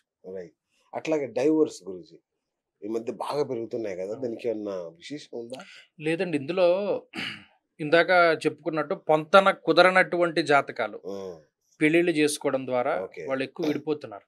రెండోది ఇందాక మీకు చెప్పాను, హస్తవాసి బాగుంటే ఎవరు చేసినా పెళ్లి అది ముహూర్తంతో సమానం. ఓ డాక్టర్ ఉంటాడు, వాడి పేషెంట్ ఎంత వరస్ట్ పొజిషన్లో ఉన్నా వాడు జైయేస్తే బతుకుతాడు. అలాంటివి ఉన్నాయి కేసులు. అలాగే ఇది కూడాను, పెళ్లి చేసిన వాడు హస్తవాసి బాగుంటే ఇక్కడ పాయింట్ ఏమొస్తుందంటే సంతానం కలగట్లేదు, సంతతి వీళ్ళు కావాలని వద్దనుకుంటున్నారు. ఒకవేళ వీళ్ళిద్దరు జాతకాలు పొసగట్లేదు, సరిగా లేవు, ఇంకొకళ్ళు పుట్టారు అనుకోండి, 3వ వ్యక్తి వచ్చినప్పుడు ఆ అమ్మాయో అబ్బాయి జాతకంలో తండ్రి తల్లి స్థానాలు బాగుంటే కలిసి ఉంటారు. వీళ్ళ అవకాశం ఇట్లా పెళ్ళై 3 ఏళ్ళైనా 4 ఏళ్ళైనా 5 ఏళ్ళైనా సంతానం కలగట్లేదు. మరి అలా ఉంటే వాళ్ళు ఏం కలిసి ఉంటారు? విడిపోయే వాళ్ళలో 70-80% పిల్లలు పుట్టకుండా విడిపోయే వాళ్ళే ఎక్కువ. నేను అదే చెప్తాను, అమ్మ మీకు గొడవలు ఉన్నాయి కదా, ఓ పని చేయండి, ప్రస్తుతానికి గ్రహస్థితి బాగాలేదు, స్లోగా సద్దుమడిగిన తర్వాత సంతానం కలగడానికి ప్రయత్నం చేయండి. సంతతి కలిగితే నిలబడుతుంది బంధం. అలా కలిగిన వాళ్ళు నిలబడ్డ వాళ్ళు బోల్డు మంది ఉన్నారు. అట్లాగే గురుగారు, ఇంకో చిన్న డౌట్, బెడ్రూమ్ లో దేవతల విగ్రహాలు పెట్టుకోవచ్చా? మంచి ప్రశ్న. పెట్టుకోవచ్చండి. అయ్యో, అయితే ఏ గోడకి పెట్టుకోవాలి అన్న దాని మీద కూడా ఆధారపడి ఉంటుంది. ఉదాహరణకి పొద్దున్నే లేవగానే అద్దం చూడకూడదు. కాబట్టి మనం ఉదాహరణకి కొంతమంది దక్షిణం వైపు తలపెట్టుకు పడుకుంటారు, ఉత్తరాన్ని లేస్తూ చూస్తారు, తూర్పు పడమరలుగా తలకే పెట్టుకుంటారు. వాళ్ళు తూర్పుని కానీ పడమరను కానీ చూస్తారు. వాళ్ళు ఎక్కడైతే పడుకున్నారో ఆ దిక్కుకు ఆపోజిట్గా అద్దం ఉండకూడదు, దేవుడు పటాలు ఉండకూడదు, అటు ఇటు ఉండొచ్చు. ఎందుకంటే పొద్దున్న లేవగానే దేవుడిని చూసుకునే ఇది ఉన్న వాళ్ళు దేవుడి పటం పెట్టుకోవచ్చు. అంటే నాకు అడిగిన వాళ్ళు ఏంటంటే అందులో బెడ్రూమ్ లో శృంగారాలు సరసాలు ఇలాంటివి ఉంటాయి కదా, అలాంటి చోట దేవతల విగ్రహాలు పెడితే మంచిదా కాదా అనేది. అంటే దేవుడు చూస్తాడు. ఎగ్జాక్ట్లీ. అంటే దేవుడు ఫోటో పెట్టకపోతే దేవుడు చూడ్డా? అలాగే ఒక పిల్లి కళ్ళు మూసుకుని పాలు తాగేసి నన్ను ఎవడో చూడలేదని అందిట. సూపర్. కర్మసాక్షి ఎవడు? సూర్యుడు. దేవుడు. ఆయన్ని అడ్డు పెట్టగలరా? చెయ్యి అడ్డు పెట్టి? అంటే దేవుడు ఫోటో ఉంటేనే దేవుడు చూస్తాడా? ఎంతమంది చూస్తారు తెలుసా మనల్ని? కర్మసాక్షి సూర్యుడు చూస్తాడు, పంచభూతాలు చూస్తాయి, మన చుట్టూ ఉండేటువంటి దేవతాగణం ఉంటుంది, మన శరీరంలో ప్రతి అంగానికి ఒక దేవత ఉన్నాడు. ఓకే. మరి వాళ్ళు ఎవరు చూడరా? దేవుడి ఫోటో పెడితేనే చూస్తారా? చాలా సిల్లీ క్వశ్చన్ అది. అంతేనా? చక్కగా పెట్టుకోవచ్చు దేవుడి ఫోటోలు. బెడ్రూమ్ లో పెట్టకూడదు అన్న రూల్ ఏమి లేదు. చక్కగా ఓకే. పొద్దున్న లేవగానే దేవుడు, ఇది ఈ మధ్య కాలంలో ఎక్కువ నేను చూశాను, వైరల్ అయింది. అవును, అవును. నేను చెప్పాను, దేవుడు ఫోటో పెడితేనే దేవుడు చూస్తాడా? అంటే గుడికి వెళ్తేనే దేవుడు మనల్ని చూస్తున్నాడా? ఇంట్లో ఉన్నప్పుడు దేవుడు చూడట్లేదా? చూస్తాడు. అవన్నీ ఆటోమేటిక్ గా జరిగిపోతాయి. ఓకే. ఫోటో ఉన్నా లేకపోయినా చూస్తాడు. Right, right. సార్, ఈ మధ్య ఈ పితృతర్పణాలు అనేది చాలా వైరల్ అయింది, చాలా చేపిస్తున్నారు. అవును, పితృదోష నివారణ పూజలు అనేది అసలు బస్సులు రైళ్లు కట్టుకొని తిరుగుతున్నారు.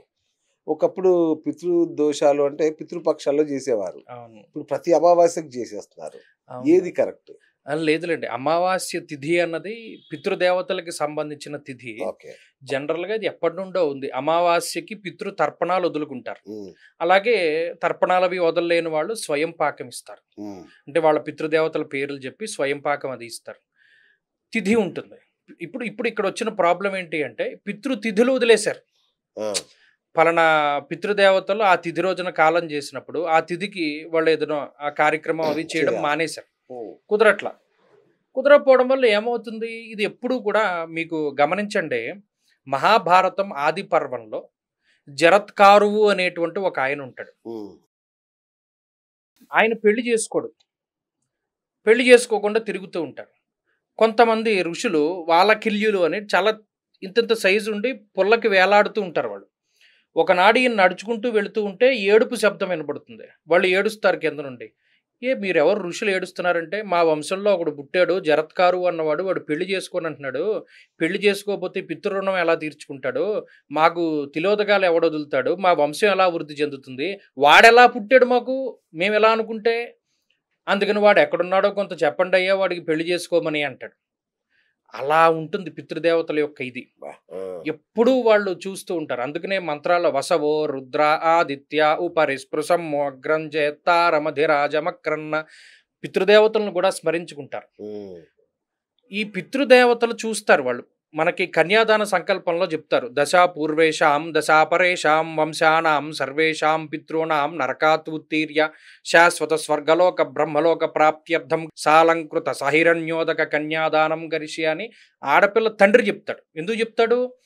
10 తరాల ముందు 10 తరాల తర్వాత వీళ్ళందరూ తరించి ఉద్ధరింపబడ్డానికి ఇదిగో పలానా కన్య నేను సాలంకృత సహిరణ్యోదక అలంకారం చేసి బంగారం పెట్టి నేను నీకు దానం ఇస్తున్నాను. ఇటువంటి దానం ఎవడు చేయలేడు, నా భూత నా భవిష్యత్.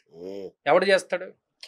అందుకు పితృదేవతలు చూస్తారా, ఓకే మన వంశంలో పుట్టినవాడురా, మన వాళ్ళకి ఇచ్చాడురా, మంచివాడికి ఇచ్చాడురా, బాగా చూసుకుంటాడు, ఆవిడ ఒకళ్ళ యొక్క వంశాన్ని ఉద్ధరిస్తుంది, దానివల్ల మనకి మంచి జరుగుతుంది, మనకి కూడా దౌహిత్రుడు పుడతాడు లేదా వాడికి పుడతాడు, దీనివల్ల మనం ఉద్ధరింపబడతామని వాళ్ళు ఆశీర్వదిస్తారు. ఉపనయన సంస్కారం జరిగేటప్పుడు నాంది దేవతలు అంటే పితృదేవతలను పిలుస్తారు. ఎక్కడా మన సంస్కృతిలో పితృదేవతలను వదిలిన ప్రసక్తి లేదు. ఈ మధ్య కాలంలో ఏమైపోయింది అంటే ప్రత్యేకించి ఈ తిథులు అవి మానేయడం మూలానో లేకపోతే కుదరకపోవడం మూలానో వాళ్ళ యొక్క ఇది తగులుతోంది. జాతకాల్లో కూడా కొన్ని కనబడుతున్నాయి. పితృదోషాలు, మాతృశాపాలు, భ్రాతృశాపాలు, స్త్రీ శాపాలు, దైవ శాపాలు ఉంటున్నాయి జాతకంలో. అవి ఉన్నప్పుడు దానికి రెమెడీ ఏంటి? ప్రత్యేకించి ఇవి చేసుకోవడమే రెమెడీ. ప్రతిదానికి ఏదో ఒక దేవాలయానికి వెళ్ళిపోనక్కర్లా. చక్కటి క్షేత్రాలు ఉన్నాయి. మన ఆంధ్రప్రదేశ్లో పాదగయ క్షేత్రం పిఠాపురం ఉన్నది. అది గయతో సమానమైనటువంటి క్షేత్రం. అక్కడ ఏదైనా ఒక కార్యక్రమం చేస్తే అక్షయమైనటువంటి ఫలితాన్ని ఇస్తుంది. గయాసురుడి యొక్క పాదాలు అక్కడ పడ్డాయి కదా, మరి అలాంటి ప్లేస్లో కూడా చేసుకోవచ్చును. అసలు ఒరిజినల్గా మనకు ఆ దోషం ఉందా లేదా చూసుకోవాలి. లేదు మినిమంలో మినిమం పితృదేవతలకు ఏదైనా చెయ్యాలి అంటే అమావాస్య రోజు చెయ్యవచ్చును. అమావాస్య రోజు ఆదివారం నాడు, ఆదివారం కూడా రవి అధిపతి, అమావాస్య ఆదివారానికి అందుకునే ప్రాశస్త్యం. రవి పితృకారకుడు, ఉత్సాహానికి వాటికి కారకుడు. ఆత్మశత్రోత్సాహ వనపర్వతాది పితృకారకో సూర్య అన్నది శాస్త్రం. మరి ఈ ఆదివారము అమావాస్య కలిపి వచ్చినప్పుడు మరి పితృదేవతారాధన చేస్తారు. అది ఎక్కువ ఫలితాన్ని ఇస్తుంది. ఓకే. సో అందుకని ఈ పితృదేవత ఆరాధన అన్నది ఒరిజినల్గా ఇప్పుడు మనం ఏ కార్యక్రమం చేసినా అందులో వస్తుంది. అచ్చా, అచ్చా. మంత్రం చెప్తారు, చదువుతారు, వాళ్ళ అనుగ్రహం ఉండాలి అని దీవిస్తారు, ఇవన్నీ జరుగుతాయి. ఓకే. సో ఫైనల్ గా గురుగారు కొన్ని సీక్రెట్స్ కావాలి మాకు. రుణ బాధలు తొలగాలి, బాగా డబ్బులు సంపాదించాలి, వీటికి ఏమన్నా సీక్రెట్స్ చెప్తే. లేదంటే వీటికి సీక్రెట్స్ ఏముండవు. ఉదాహరణకి ఒక స్థాయి వ్యక్తి వాడికి కొంత రుణం చేస్తే వాడు తీర్చగలుగుతాడు. ఓకే. ఇప్పుడు మీ దగ్గర నా దగ్గర ఓ ₹1,00,000 ఉన్నాయి. ₹1,00,000 ఉన్నవాడు ఏదైనా కొనుక్కోవాలి అంటే వితిన్ 1 lakh లోపల కొనుక్కోవాలి.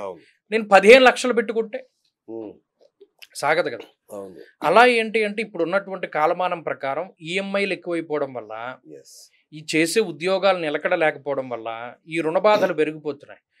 కాశీ వంటి క్షేత్రంలో దీనికి ఒక ప్రత్యేకమైనటువంటి లింగం ఉంది. అసలు కాశీ ఎవడైతే కాశీని పట్టుకుంటాడో వాడికి ఏ విధమైన ఇబ్బందులు ఉండవు. కాశీ క్షేత్రంలో ఎంత గొప్ప అంటే సంతతి కలగాలి, ప్రత్యేకించి మగ సంతానం కలగాలి, ఒక లింగం ఉంది. ఎటువంటి ముద్రలు ఎటువంటి మంత్రాలు రాకపోయినప్పటికీ అక్కడ శివుడి దగ్గర 7 ప్రదక్షిణాలు చేస్తే శివుడికి 7 కోట్ల ప్రదక్షిణలు చేసిన పుణ్య ఫలితం వాడి ఖాతాలో వేసి వాడి పాపాన్ని తీసేసి వాడికి సంతానం ఇస్తాడు. ఆత్మవీరేశ్వరుడు అనేటువంటి లింగం. అలాగే రుణ విమోచనేశ్వరుడు అనేటువంటి లింగం. అక్కడ కందిపప్పుతోటి శివుడికి అభిషేకం చేస్తారు. ఇందాక చెప్పాను, సత్వభూ ప్రాకార రోగ వ్రణ సాహస శస్త్రాగ్ని సందర్శనోత్పాటన భ్రాతృకారకో కుజ. కుజుడు రోగములు రుణాలు వీటికి కారకుడు. కుజుడికి గోధూమ స్థండులా లాఢ్యముద్గాశ్చనక పర్బరహ, నవధాన్యాలు ఆఢకము అంటే కందులు. దానికి ఆ కందిపప్పుతోటి ఈ శివలింగానికి అభిషేకం చేస్తారు. ఎక్కడ? కాశీలో. రుణ విమోచనేశ్వరుడు ఆయన పేరు. అలా చేస్తే అప్పుల బాధలు పోతాయి అన్నాడు. కాశీ వెళ్ళడమే గొప్ప. కాశీలో ఎవడి తప్పుల్ని చిత్రగుప్తుడు రాయలేడు, కనబడవు. సంభ్రమ విభ్రమ సహిత దండపాణి అనేటువంటి ఆయన అక్కడ ఉంటాడు. ఆయనే అన్నీ చూసుకుంటాడు. అలా కాశీ క్షేత్రాన్ని పట్టుకున్న వాడికి జీవితంలో ప్రశాంతత దొరుకుతుంది. అక్కడ ప్రతి లింగానికి చంద్రగ్రహం బాగాలేదు, మానసిక ప్రశాంతత లేదు, చాలా మానసిక సమస్యలు ఉన్నాయి. సంకటామాత గుడి దగ్గర చంద్రలింగం ఉంటుంది, వెండితో చేసిన లింగం ఉంటుంది, చంద్రకూపం ఉంటుంది. ఈ చంద్రకూపంలో ఉన్న జలాన్ని పట్టుకెళ్ళి ఆ వెండి లింగం మీద పోసి అభిషేకం చేస్తే చంద్రుడి యొక్క బలం పెరుగుతుంది. అలాగే నవగ్రహాలకి నవకూపాలు నవలింగాలు ఉన్నాయి, అవన్నీ అందులో ఉన్నాయి. మరి అక్కడికి అలాంటి క్షేత్రాలకు వెళితే మీరన్న ఈ రుణ బాధలు పోవడం, లేకపోతే ఈ శత్రు బాధలు తగ్గడం, ఇవన్నీ అందులో ఉంటుంది. లేదు ఇంకొక మంత్రపూర్వకంగా కూడా చెప్పుకోవచ్చు. అంటే దీనికి రెమెడీలు అంటే వైదికంగా చేస్తేనే బాగుంటుంది. మన్యు సూక్తం అని ఋగ్వేదాంతర్గత సూక్తం ఒకటి ఉన్నది. మంగళవారం రోజున అది 14 సార్లు పారాయణ చేయించుకున్నా కూడా వాళ్ళు రుణబాధల నుండి బయటపడతారు. వైదికంగా చేసిన దానికి పవర్ ఎక్కువగా. సూపర్ గురుగారు, మీరు ప్రతిదీ చాలా సందర్భోచితంగా ఇన్ని పద్యాలు చెప్తున్నారు. ఏంటి వేదం చదివారా? నేను స్మార్తం నేర్చుకున్నానండి. ఇవన్నీ మా గురువు గారు చెప్పారు. అంటే మాకు పెద్ద పెద్ద జ్యోతిష్యులు కూడా ఇన్ని చెప్పలేరు, మీరు ఇవన్నీ ఎలా చెప్తున్నారు? ఆయన నా రక్తంలో కలిసిపోయేలా చెప్పాడు. చదువు చెప్పేవాళ్ళు దొరకడం అదృష్టం. నాలాంటి చదువుకోవాలి అని కోరుకున్నవాడు చాలా మంది ఉంటారు. చదువు చెప్పేవాడు ఎవడున్నాడు? ఆయన నాకు అలా చెప్పాడు. అది ఆయన గొప్పదనం. నిజంగా అంటే మీ వాక్శుద్ధి కూడా నేను చూశాను కదా వీడియోలు. యుద్ధ భయం అనేది, యుద్ధం వస్తుంది అనేది, ఇవన్నీ కూడా మీరు ముందు ఎప్పుడో చెప్పారు. నాకు అదే ఆశ్చర్యం, మీరు ఎట్లా చెప్పగలిగారు ఇవన్నీ? ఇప్పుడు నిజానికి ఇండియా పాకిస్తాన్ యుద్ధం ఉందా అండి? ఇప్పుడు ఇది ఎందుకు వచ్చింది అంటే, ఇప్పుడు నేను చాలా సందర్భాల్లో ఇప్పుడు కరోనా వచ్చినప్పుడు కూడా ఓ మాట చెప్పాను. మీరు ఫస్ట్లో ఒక మాట అన్నారు. నాకు తెలిసిన ఒక ఆయన స్టార్టింగ్ లో మీ వీడియో చూశాడు, ఈయనేంటి ఎంత భయంకరంగా చెప్తున్నాడు, చూడడం మానేసి కొంతకాలం పోయిన తర్వాత ఈయన చెప్పింది యాజ్ ఇట్ ఈస్ గా జరిగింది అని. అలా 2020 సంవత్సరంలో కరోనా వచ్చిన సంవత్సరంలో ధను రాశిలోకి గురుడు ప్రవేశం చేస్తున్నారు. చాలా మంది అన్ని యూట్యూబ్ ఛానల్స్ వాళ్ళు ధను రాశికి రాజయోగం పడుతుంది, ఎందుకంటే స్వక్షేత్రంలోకి వెళుతున్నారు గురుడు, అబ్బో ఇంకా వాళ్ళని ఊపేస్తుంది అది ఇది. నేను ఒక్కడనే ఏం చెప్పాను, ద్వాదశాష్టమ జన్మస్థ శన్యర్ కంగారక గురు. ఆ స్థానాలు కొన్ని స్థానాలు కొన్ని గ్రహాలకి పనికిరాదు, అందులో జన్మరాశి సంచారం గురుడికి పనికిరాదు. రాజగోపో యశోహాని ఉద్యోగస్య విరోధకం బుద్ధిభ్రంశో భాగ్యహాని భయం తనుగతే గురు, ఇవన్నీ చెప్పారు. అది మంచిది కాదు, అది ప్రాణాపాయ స్థితి, డబ్బు ఖర్చు, స్థాన చలనము, ఇవి ఇబ్బంది పెడతాయి అని చెప్పాను. ఆ సంవత్సరంలో మీరు చెప్తే నమ్మరు, కరోనా టైంలో చాలా మంది ఇదయింది ధనురాశి వాళ్ళే. ఓకే. లిటరల్లీ పెద్ద పెద్ద సంస్థల అధినాయకుల దగ్గర నుండి పెద్ద పెద్ద టీవీ ఛానల్స్ యజమానుల వరకు నాకు చాలా మంది ఫోన్లు చేసి చెప్పిన వాళ్ళు ఉన్నారు. ఏమంటే మీ వీడియో పెట్టిన వెంటనే నేను డిస్లైక్ కొట్టాను, అవును. కామెంట్ నెగిటివ్‌గా పెట్టాను. మీరు చెప్పినవి జరిగాయండి నెగెటివ్స్. మేము జాగ్రత్తగా లేకుండా ఉన్నాము. ఏదో కొంతమంది మేము జాగ్రత్త పడ్డాము. బతికిపోయాం. కరోనా ఎందుకొచ్చింది? అది కూడా గురుశనుల యొక్క కలయిక. హ్మ్. అతిచారగతే జీవౌ శనౌ వక్రత్వమాగతే హాహాకారాం జగత్సర్వం దుర్భిక్షం క్షామడాంబరం. అతిచారంలో గురుడుండి వక్రంలో శనున్నప్పుడు హాహాకారాం జగత్సర్వం, ప్రపంచం మొత్తం హాహాకారాలు పెడుతుంది, దుర్భిక్షం తాండవిస్తుంది, క్షామం వస్తుంది. షష్టగ్రహ కూటమి వల్ల కాదు. ఏమని మొన్న కూడా అదే చెప్పాను. మొన్న ఒక ఆమె ఏమంటే గురుగారు పంచగ్రహ కూటం వస్తుంది ఏమవుతుంది? ఏమవుతుందమ్మా, వర్షం పడుతుంది, వర్షమే పడుతుందమ్మా, అంతే. ఇంకేమవ్వదు అని. ఆ. ఆవిడ గుర్తు పెట్టుకుని మళ్ళీ చెప్పింది, ఆ రోజు హైదరాబాద్లో భయంకరమైన వర్షం పడిందండి, అంతకు మించి ఏం అవ్వలేదు. మొన్న వచ్చిన షష్టగ్రహ కూటమి ఉగాది ముందర రోజు షష్టగ్రహ కూటమిగా కాదు, 5 ఆదివారాలు, 5 శనివారాలు, 5 మంగళవారాలు ఎప్పుడైతే ఒక నెలలో వస్తాయో అది అరిష్టాన్ని సూచిస్తుంది. ఓ. ఓకే. అలా రాకూడదు. అలా వచ్చినప్పుడు ఈ శని రాహువుల యొక్క కలయిక జరిగింది మీనరాశిలో. అప్పుడు చెప్పాను నేను, శని రాహువుల యొక్క కలయిక మంచిది కాదు, దానివల్ల భూకంపాలు, వరదలు, గ్యాస్ ట్రాజడీలు, యుద్ధ భీతి, ఇవన్నీ దానివల్ల కలుగుతాయి. ప్లస్ ఆ మాసంలోనే అంటే మార్చి నెలలోనే 5 శనివారాలు వచ్చాయి. ఓకే. సో ఇది మనం జాగ్రత్తగా ఉండాలి. అప్పుడు మనకి ఉత్తర భారతదేశంలో భూమి కంపించింది అవును. చాలా చోట్ల. అవును. ఇప్పుడు మొన్న ఏదో పెద్ద బిల్డింగ్ కూడా అవును. పడిపోయింది. ఓ, చాలా. ఆ, అవును. మరి అవన్నీ ఎందుకు వచ్చాయి? ఓకే. ఇది గ్రహస్థితేనండి. ఇప్పుడు అంతెందుకంటే ఇది వరకు చాలా మంది రైతులు ఆ చంద్రుడు ఉత్తర శృంగం ఎక్కువగా ఉంది రోయ్, వర్షం పడుతుంది రోయ్, పంటలు వేసుకోవచ్చు. దక్షిణ శృంగం ఉంది రోయ్, పంటలు పండవు. చంద్రుడిని చూసి చెప్పేవారు. బా. ఇప్పటికీ నన్ను గుంటూరు లేకపోతే తెనాలి ఆ ప్రాంతం నుండి చాలా మంది, గురువుగారు శనగలు కొనుక్కొచ్చా, ఈ నెలలో శనగలకి డిమాండ్ ఉంటుందా, తెల్లవి ఉంటాయా ఎర్ర ఉంటాయా, కందులు తెచ్చిపెట్టుకోవచ్చా, పొగాకు తెచ్చిపెట్టుకోవచ్చా, టన్నులు క్వింటాల లెక్కన ఆ. అడుగుతారు. నేను చెప్తాను. వాళ్ళు చాలా మంది నేను నేర్చుకుంటాను ఈ సబ్జెక్ట్ అంటారు. అది ఎలా వస్తుంది? చెప్తాను, మీరు ఉపయోగించుకోండి.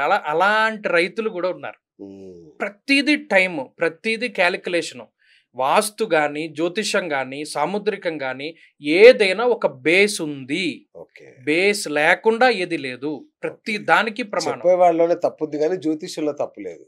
కానీ మనం నేర్చుకున్నది ఎంత అండి? అదే. వాళ్ళు మనకి రీసెర్చ్ సెంటర్స్ లేవు. అవును. ఒక పంచాంగం లేకపోతే ఇవాళ ప్రపంచం లేదండి. వా. పంచాంగంలో ముహూర్తం ఉండబట్టే కదా పెళ్లి. అవును. పెళ్లి ఉండబట్టే ఫ్లవర్ డెకరేషన్ వాడు, పెళ్లి అంతే చేసేవాడు, కదా, బట్టలు అందరూ. కొట్టేవాడు, బంగారం వాడు, వీళ్ళందరికీ పని దేని వల్ల వచ్చింది? ముహూర్తం బట్టే కదా. అంతే కదా, ముహూర్తం లేకపోతే ఇవేం జరగవు కదా. ఎవరికి జరగదుగా. హిందువులు ఒక్కళ్ళే పెట్టుకుంటారా ముహూర్తాలు? నేను కొన్ని వందల మంది క్రిస్టియన్లకి ముహూర్తాలు పెడతాను, ఇంటి ప్లాన్లు వేస్తాను, ముస్లింలకి చెప్తాను. ఆ. అయ్యో, వామ్మో, బాగుంది. మతాలకి అతీతమైంది. కాలం అందరికీ ఒకటే కదా. Correct, correct. మీకు 1 గంట అయితే ఒకటే టైం, నాకు 1 గంట అయితే ఒకటే టైం. ఇందులో దేవుడికి సంబంధించిన ప్రస్తావన ఏముంది? అంతా కాలస్వరూపమే భగవంతుడు. అద్భుతం, అద్భుతం గురుగారు. ఇంకా మీ నుంచి చాలా విషయాలు తెలుసుకోవాలి నేను. సో మరొకసారి కూడా మళ్ళీ తప్పకుండా. కూర్చుందాం గురుగారు. ఈ మధ్య కాలంలో ఈ కర్మ సిద్ధాంతం, పూర్వజన్మ కర్మ ఫలితాలు, వాటిని ఒక ఫలితాలని మనకు మనమే తొలగించుకోవచ్చని కొందరు ఇట్లా చాలా చెప్తున్నారు. వాటి గురించి నేను మీతో మరొకసారి తప్పకుండా. కూర్చుందాం గురుగారు. థ్యాంక్ యూ అండి, thank you so much. So చూసారు కదా, అద్భుతమైన విషయాలు చెప్పారు. సో ఈ కింది నెంబర్కి ఫోన్ చేసి గురుగారితో మీరు మాట్లాడవచ్చు. ఆయన మీకు అన్ని వేళ అందుబాటులో ఉంటారు. మీ యొక్క జ్యోతిష్యాన్ని అద్భుతంగా వివరిస్తారు. Thank you. ఇది ఇవాళ బిఎస్ టాక్ షో. నేను మీ బిఎస్ సైనింగ్ ఆఫ్.